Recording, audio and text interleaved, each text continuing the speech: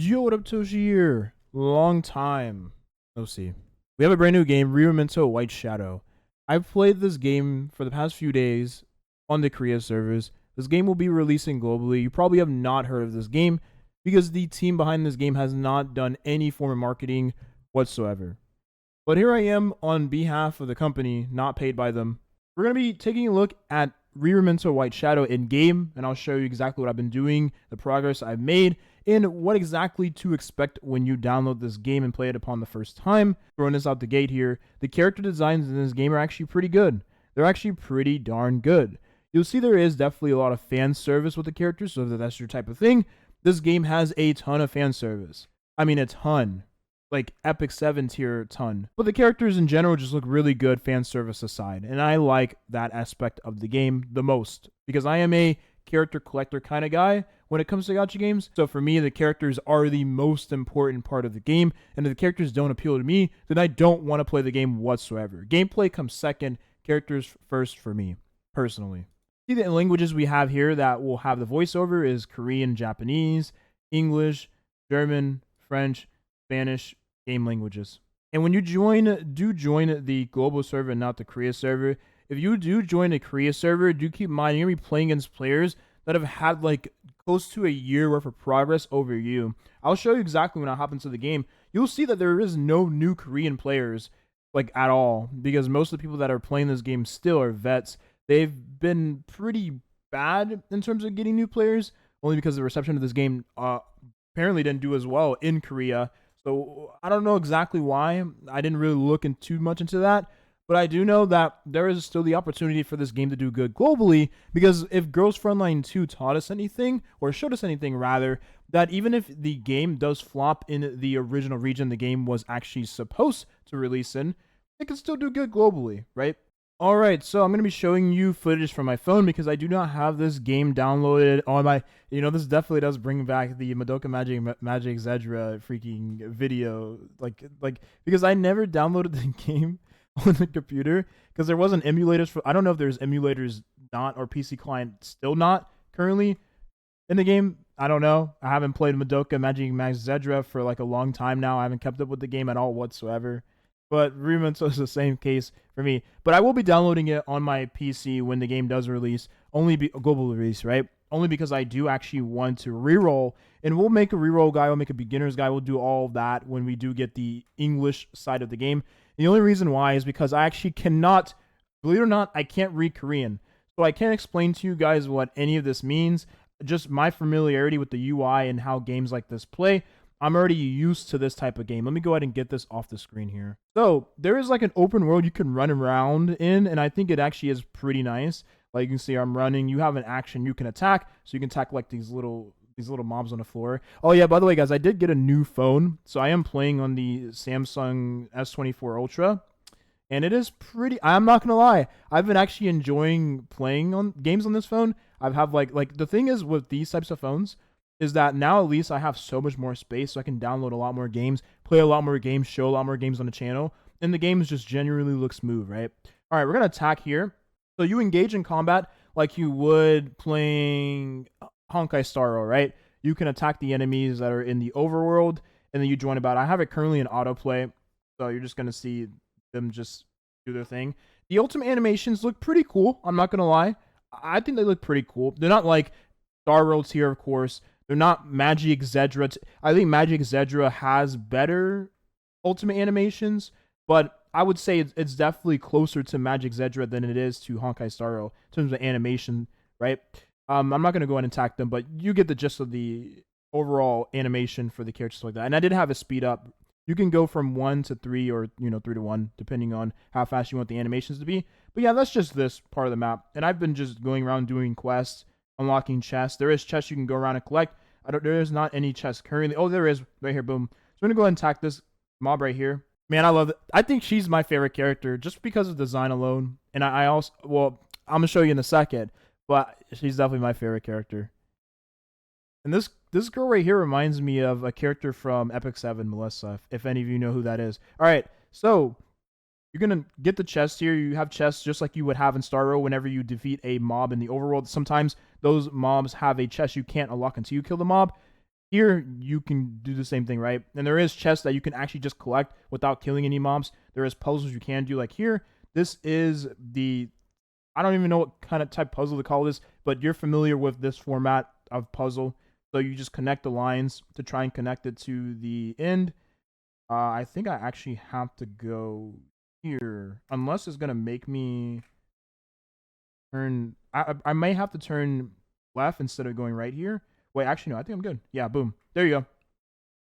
There was one actually type puzzle like this that I was stuck on for a very long time. It actually ended up giving us a standard banner pull, which is nice. We'll get into the gacha in just a moment here. I do want to, again, break down the gacha in its own separate video, going over everything you need to know about the gacha, but we'll do a rough kind of like discussion centered around the gacha. There's another puzzle here. We'll do this one, and then we'll go take a look at the gacha and the race and all of that.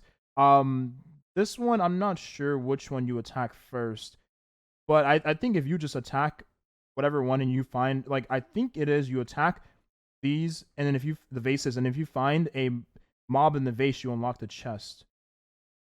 I don't think you have to do it in a specific order, though. I could be wrong, but I remember doing a puzzle like this one before. Okay, boom. Got it. Very simple puzzle, not hard at all. Very quick. Definitely worth the rewards in terms of how much time you spend doing it. All right, so let's go ahead and take a look at the gacha. This is the UI you'll be seeing whenever you do open up your, it's not a phone like in Star Rail, but it has the same exact UI style of Star Rail. You can see, like, if you open your phone in Star Rail, you have all of these same type of icons, right? You have your, this is your achievements right here, the trophy looking icon. So you go here, you do achievements, and then you unlock premium currency attached to the achievements you unlock. You do get more premium currency per achievement unlock than you would in Star Rail, so I will say that is a benefit of the achievement system in this game versus that. They are definitely a little more generous with the pools in the early game. I don't know about the late game, again, because I am early game. Why is my name Lucky Monkey 2? What the freak? Anyways, you do have the backpack here. Same icon. You're familiar with this already. I don't need to really touch too much on that. The quest icon with the exclamation point, you know that as well. And I do get confused with these bottom icons. Like, there's two icons that look like it could be a wishing icon, and I always get it mixed up. I believe this one on the far right with the exclamation point on it is a event. Yes, the event icon. We have a bunch of login events here. Like this login event right here, I did get as soon as I joined the game. I don't know if this will be present at global. I don't know. And I don't even know if it's specific to this patch because I cannot read Korean, unfortunately. We'll get more information, hopefully, the day before the game releases. If anything, I'll probably end up translating this in my own time and then deciphering it so I can present it in a video for you guys. At the 7th day here, 7 days, for those that get that reference, you can get a free 5-star. I don't think it's a selector. You can see like the rates, right? It's not a selector. You get a free 5-star. There is the light and dark characters here. I want this character so bad. I mean, obviously you can tell this is my type of character anyways. Light and dark characters, need I say more? You know how horrible it is to obtain light and dark characters in any game, even Nikkei, right? Nikkei is not exempt for this either. So yeah, lower rates for light and dark characters, which we'll show in just a moment here. So that's the event tab. There is other events I didn't show, but you get the gist of it. Right here is the wish icon. I already pulled because I was trying to snipe some characters. I'll be honest, I didn't get anything at all. The rates in this game are pretty darn bad. But you have a novice or beginner banner here. You get the 5-star early, so you get the 5-star in a, it says 50 amount of pulls. I don't know if there is soft pity attached to this banner. I actually don't even know if there's soft pity in this game at all in general. Again, I'm going to have to do the research on my own here. But yeah, beginner banner, you can swap between different characters from the standard banner 5-star characters. And these are characters that are not of the light and dark element. So you can only get characters that are RGB, red, blue, green, from the standard banner 5-star, right? Limited banner here is a limited character. The limited character is this red fire girl. She has a 1% chance to get on the banner. You can see here. So the rate up for the limited characters, the percentage-wise is 1%. And then it is composed of other percentages of the other characters as well. In terms of 5-star, you have the RGB characters here. Some of the RGB characters here are actually not characters you can obtain from your beginner banner. So I'm going to assume that these characters, like this one, for instance, Little Bunny Girl, was a character you could obtain from her own rate up banner at some other point, and she ended up being added to the standard pool. convene pool, whatever type of ban you want to call it. Kind of like Epic 7, where after the character ends up having their debut banner, they end up being added to the standard banner. Sometimes even, I believe it's even during their banner, they're added to the standard banner pool. So I assume this is the same case for Memento White Shadow as well, because apparently these, like, the developers behind this game were developers that worked on Summoner's War back in the day. So it makes a lot of sense. Epic 7 does share a lot of similarities with Summoner's War. So I assume this game to also share, it seems like, a lot of similarities with Epic 7 and Summoner's War as well. There is definitely less 5 stars in this game than those games, but again, this game hasn't been out for even a year yet, so it makes a lot of sense. But it definitely does seem to have the banner schedule like Star Rail and Genshin Impact. Very slow. Doesn't really release too many characters like that. You can see we have the light and dark characters, 0.25% chance. We have this cool looking dude. He looks pretty sick. I have no idea what he does. I can't tell you. Maybe he's a DPS by looking at the icon there, the attacking icon. But yeah, this one of the characters. We have this character right here. Looks pretty cool. Well, I'm going to assume that she is, I don't know, the icon there. Maybe a buffer of some sort. Maybe a ranger. I don't know. And then you have here another attacking icon, so she's definitely going to be a DPS. The character I want to obtain, you can actually change the pose of the character by clicking on the different icons on the top left. And then you have this sort of like skill tree you unlock. Traces, skill tree, whatever you want to call it. This looks like break effect. I don't think it's break effect, but it looks like, I think it's actually crit. And this is speed, right? Obviously.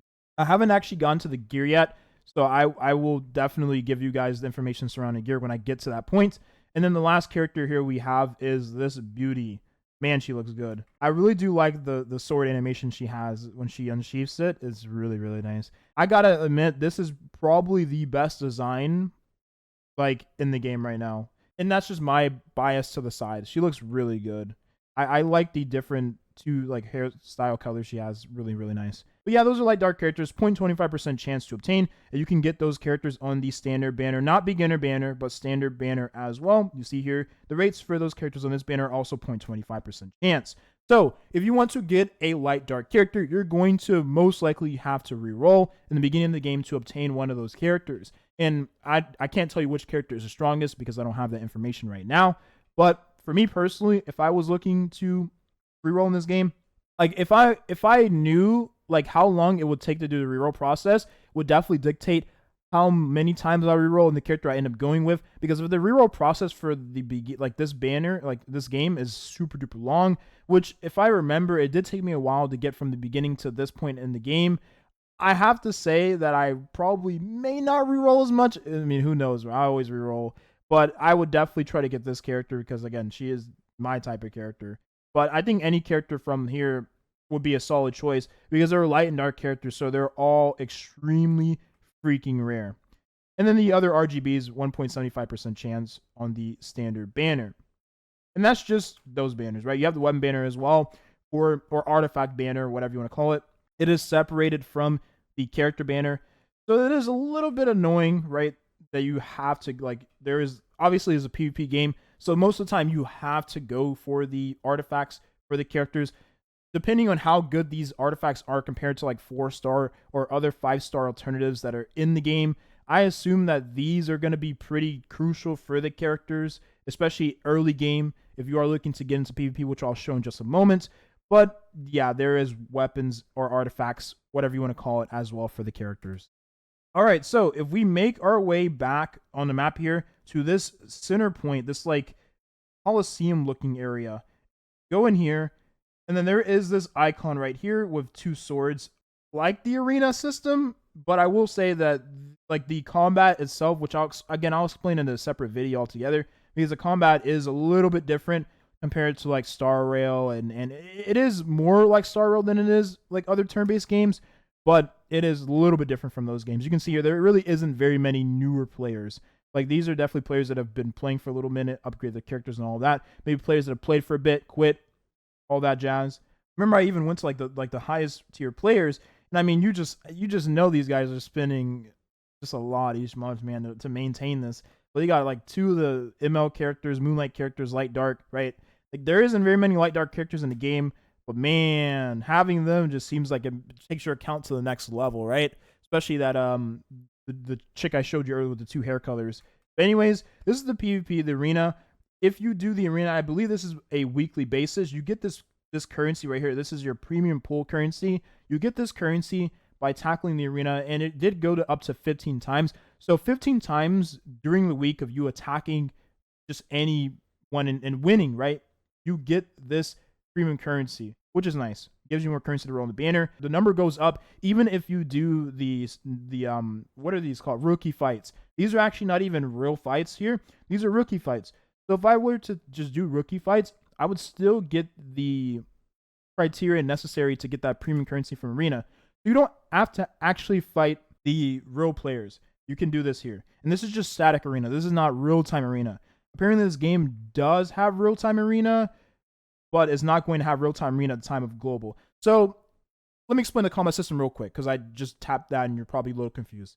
So if you tap 3 times on your MP button, which is your skill point, let's just say skill point consumption button, right? You tap 3 times on your skill point consumption button, you will use your ultimate for the character. You can see there the special animation shows and I'm ready to use my ultimate. Now, if I don't want to do that and I just want to basic attack, but every time your character takes their turn, you get the skill point. And not using any skill points is using any. I mean, there's no, this is static arena, so I don't even need to actually do it. But this is the main character you get is a 5-star character. But yeah, you get the gist of it. The combat is very simple. It definitely does take a little bit of strategic thought throughout the combat itself of whether or not you want to go ahead and use the ultimate of the character. And if you are on the turn of your character and you don't have access to your ultimate, you can just you won't be able to use 3 skill points. You can only use up to 2, which is nice. Again, we'll have this own separate entire video for the combat itself in this game, but I do think the combat is pretty unique from other turn-based games I have played in terms of the skill point management, the MP management, whatever you want to call it. It is pretty nice. But if you do 15 of these battles, you actually end up getting the criteria you need to get your premium currency for the, I'm going to assume this is week by week basis. So let's just say week, but again, subject to change. I could be wrong here. It could be monthly. It could be, I don't know, every 2 weeks, who knows? But we'll make more videos on this game as we get closer to the global launch. I do want to make a better in-depth video surrounding the gacha and the combat mechanics and all that jazz. Give a more detailed explanation so that I don't give any information out to you guys. I am excited for this game because I do think the game has potential for global, even though it did flop in Korea. The thing is, even though it flopped in Korea, they learned their lesson, right? For sure, they learned their lesson. I would hope they learn their lesson, and any mistake they made in Korea, they won't make that same mistake for global. So whether that was a specific patch, a specific banner, pacing, combat issues, UI issues, lag. I'll be honest, I haven't had any lag whatsoever playing this game on my phone. So that is one good thing, but I am playing on one of the better phones out there. So I don't know how unoptimized it may end up being for lower end phones. I can't really give you that information. But yeah, that's it. That's the video here. Rememento White Shadow will be releasing on May the 28th. So look forward to that. And I'll have videos on this game going closer to that date. And I will also, maybe, depending on how, much traction this gets, maybe even live stream it. We'll see. I definitely do want to do a lot of re-rolling for this game to get that that purple hair character from the light dark banner, just to get a nice early game head start. But yeah, that's it. I'm done talking. I'll see you on the next video. Have a good rest of your day. Bye-bye.